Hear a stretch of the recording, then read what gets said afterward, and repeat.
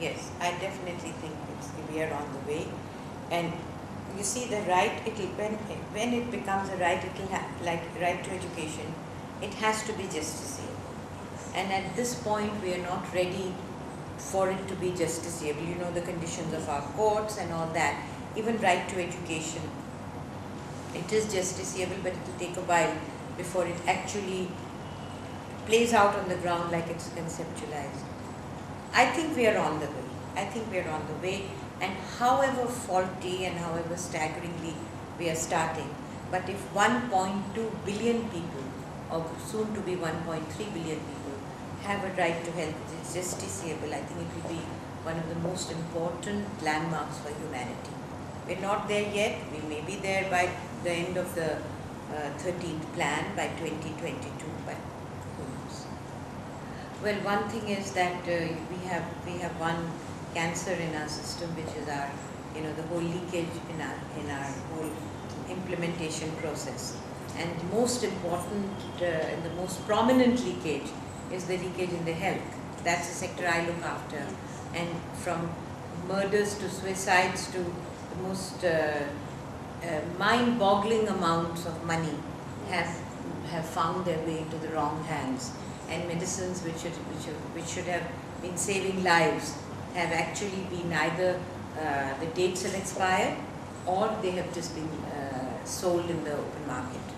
So that, but then as a nation, why is corruption such a big cancer here at all levels? I'm not saying all over the world there is corruption, and maybe in some of the, with exception, in some of the developed countries, the corruption is at such a high level that we can never, that we as ordinary people can't even visualize it.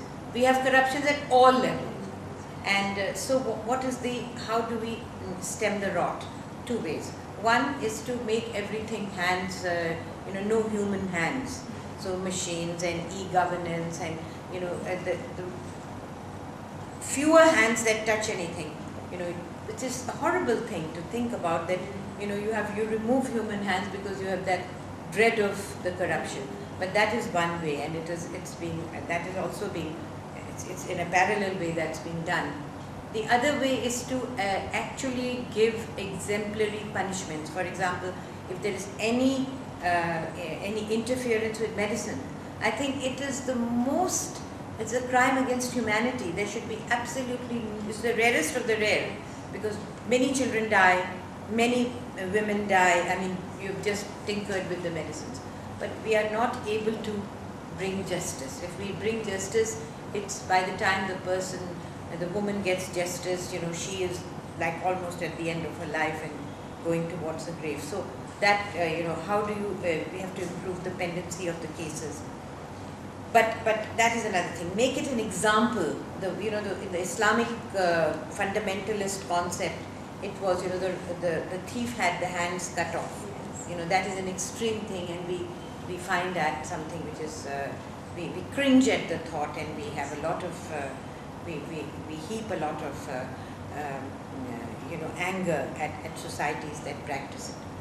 But, that is one way in which primitive and, mid societies used to deal with it. But it has to be made exemplary. Even if we have the guts to bring big names to justice, and even if we punish people who are the rich and the mighty, but see how when they get out, the thing which really makes the ordinary person like you and me, it completely baffles us that when this criminal comes out of the jail, there are throngs and crowds that are ready to adulate, and they are celebrating the return. So what does it mean? Are we celebrating crime? What have we become? I think that it's we're making policies, but I think there is something that has to be made now to look at the moral fiber of the Indian. There is something very degenerate about some criminal coming out of Tihar jail and being welcomed as a hero or a heroine. I think that's something that's public psyche, something's gone really wrong. One Amir Khan can do a few things in Satyamev Jayate, but you need millions of Amir Khans to actually, wake up the public.